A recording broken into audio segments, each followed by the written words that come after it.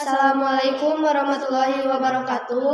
Perkenalkan, kami dari kelompok 2, saya Selvi Nurhayati. Saya Mila Silviani. Kami akan membahas tentang makhluk hidup dan lingkungannya. Yang pertama, ada ciri-ciri makhluk hidup. Yang pertama ada bernapas atau respirasi. Sistem pernapasan pada manusia yaitu hidung, paring, laring, bronkus, bronkiolus, dan alveolus.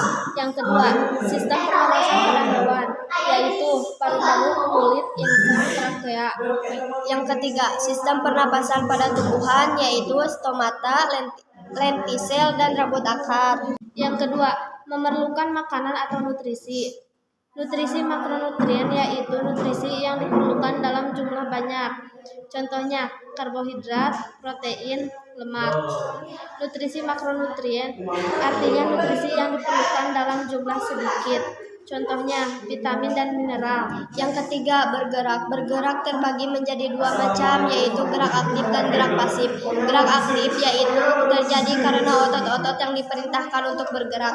Yang ketiga, bergerak. Bergerak terbagi menjadi dua macam, yaitu gerak aktif dan gerak pasif. Gerak aktif yaitu terjadi karena otot-otot yang diperintahkan untuk bergerak. Gerak pasif yaitu gerak yang terjadi karena respon terhadap rangsangan. Cara perkembangbiakan hewan dibedakan menjadi 3, yaitu sebagai berikut. Yang pertama, beranak, vivipar, misalnya kerbau, monyet, kucing, dan hewan berdaun telinga lainnya. Yang kedua, bertelur ovipar, misalnya pada hewan jenis unggas, reptil, ikan, dan serangga. Yang ketiga, bertelur beranak ovovivipar, misalnya pada ikan, hiu, ikan pari, kuda, laut, dan beberapa reptil. Yang kedua, cara perkembangbiakan tumbuhan dibedakan menjadi 2, yaitu sebagai berikut. Yang satu, kawin atau generatif, yaitu perkembangbiakan melalui proses penyerbukan pada serbuk, sari, dan putik bunga.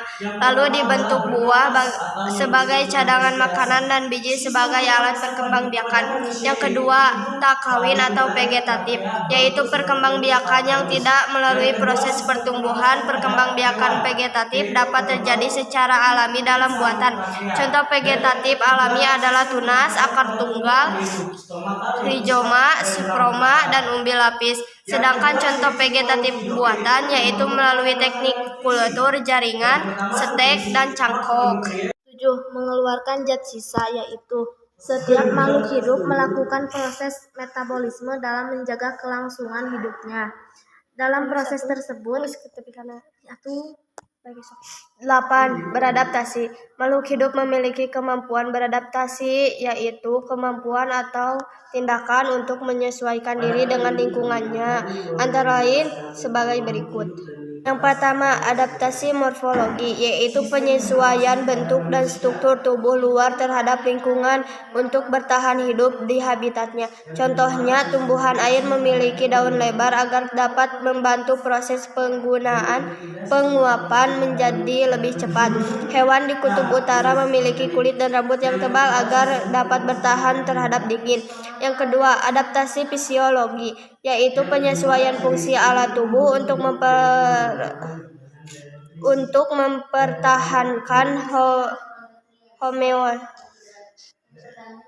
terhadap lingkungan guna membantu proses metabolisme. Contohnya, manusia mengeluarkan keringat untuk membantu mengatur suhu tubuh serta membuang zat sisa. B. Lingkungan hidup. Yang ke-1, definisi lingkungan hidup.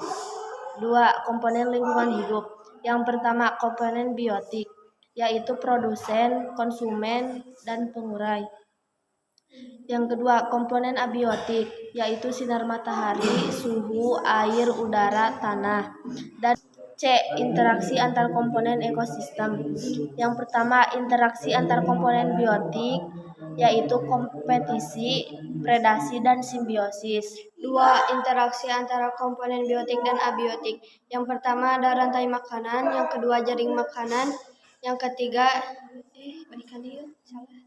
2. Interaksi antara komponen biotik dan abiotik. Yang pertama rantai makanan, yang kedua jaring-jaring makanan, yang ketiga siklus materi. D. Pencemaran lingkungan. Yang pertama pencemaran air. Ada limbah padat, limbah organik, limbah cair, limbah kimia. 2. Pencemaran udara.